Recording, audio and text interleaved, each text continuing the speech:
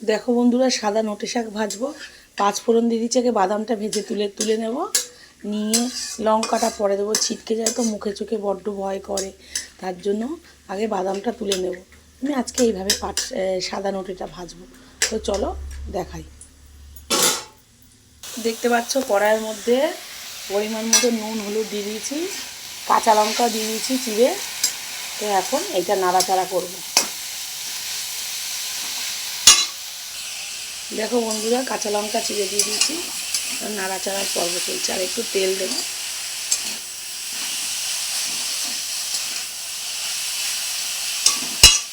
তো দেখো বন্ধুরা, পরিমাণ মতো নুন চিনি কাঁচা লঙ্কা হলুদ দিয়ে দিলাম।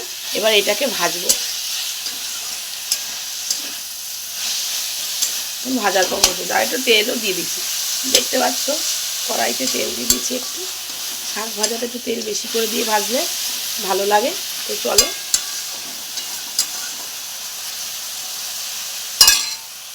চলো, বন্ধুরা দেখে নিই। আমি অল্প একটু জল দিয়েছি, কেননা শুধু তেল দিয়ে ভাজলে খাজা খাজা হয়ে থাকবে, মজবে না ভালো। সামান্য হাফ কাপ জল দিয়েছি, দিয়ে এবার এটা ফুটবে, ভালো করে সেদ্ধ হয়ে যাবে। তারপরে ঝুড়ো ঝুড়ো করে নামাবো। তো খেতেও স্বাদিষ্ট হবে আর মাখতেও ভালো লাগবে, তাড়াতাড়ি হজম হয়ে যাবে বন্ধুরা। তো আমি এইভাবে শাক রান্না করি। তো চলো এবার দেখাই। ভাত হয়ে গেছে, দেখতে পাচ্ছ গরম গরম ধোয়া ধোয়া ভাত। এক গামলা ভাত করেছি, সবাই খাবে, 6জন 7জন খাবে। তো আমার তো বানাতেই হবে।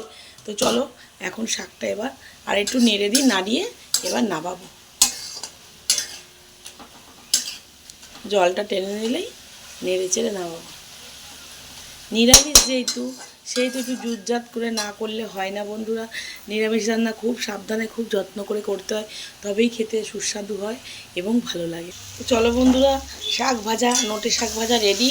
তো আমি গ্যাসটা একদম সিমে করে দিয়েছি, দিয়ে এবার আমি নামিয়ে ফেলি। চলো,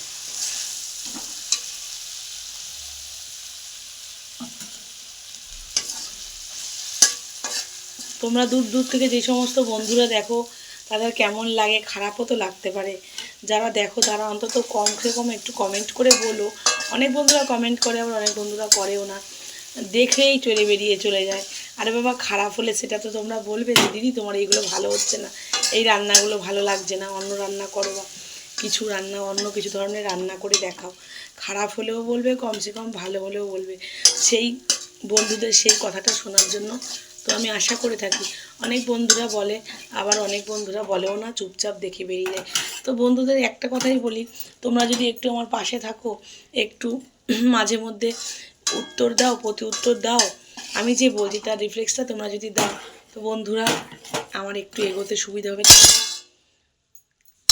এই সাহায্যের জন্য আমি একটু অনেকটা দূর পর্যন্ত এগোতে পারবো বন্ধুরা, এবং এই কারণেই তোমাদেরকে বলছি। তো চলো দেখিয়ে দিই আমার সাদা নোটে শাক ভাজা তৈরি।